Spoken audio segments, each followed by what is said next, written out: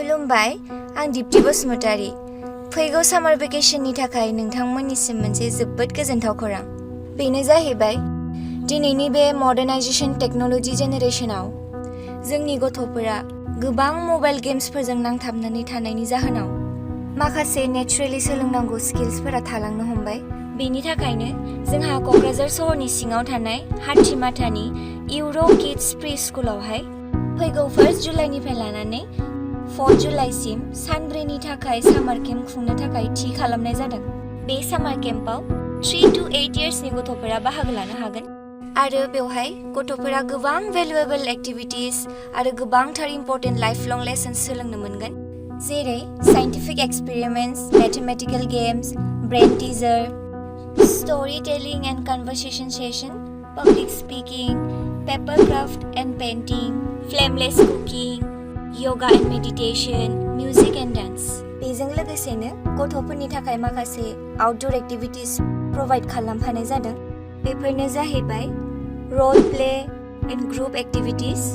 Outdoor trip आरो pool party बेनिखायनो नोंथांमोनहा गथ'फोरखौ नैबे सामार भेकेशनाव ओरैनो सम थांगारहोआलासिनो गथ'फोरनि life skills social skills self independent जानायाव हेफाजाब मोननो थाखाय आरो बेजों लोगोसे हेल्दी एटिट्युडनि गेजेरजों पर्सनालिटी डेभेलपमेन्ट खालामनायाव इउर' किड्स प्रि स्कुलनि सामार केम्पआव बयबो बिमा बिफाखौ गाव गावनि गथ'फोरखौ थिसननो थाखाय गुरै खावलायहरनाय थाबाय गोजोन्थों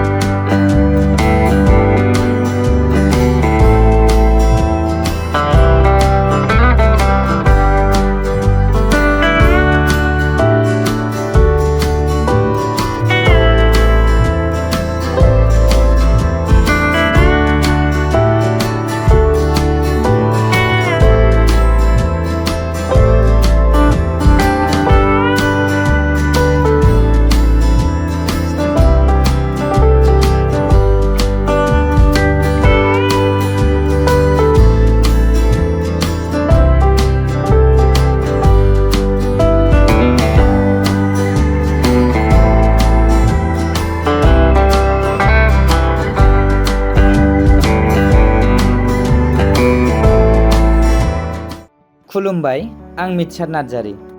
सिगां बोसोरफोरनि बायदिनो देग्लायबो क'क्राझार सहरनि सिङाव थानाय हाथिमाटायाव इउर' किड्स स्कुलाव 4 साननि हाबाफारि लानानै सामार केम्प खुंफुंनो आखायाव लादों बे सामार केम्पखौहाय खुंफुंनाय जागोन 1 जुलाइनिफ्राय लानानै 4 जुलाइसिम बे सामार केम्पआव गोबाङैनो माखासे मुलाम्फा गोनां एक्टिभिटिसफोर सोलोंनो मोनगोन जेरै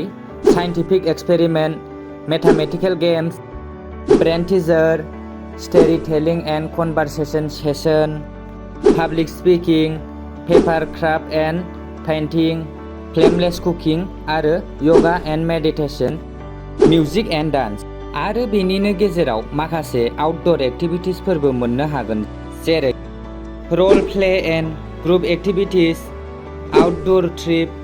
पुल पार्टी बेनिखायनो नोंथांमोनहा गाव गावनि गथ'फोरनि बेसेन गोसा समखौ ओरैनो बारहोआलासे क'क्राझारनि हाथिमाटा इउर' किड्स प्रि स्कुलाव थांनानै बे खाबुखौहाय बारहोआलासे सुलुं लाहैनो गुरै खावलायहरनाय जाबाय गोजोन्थों।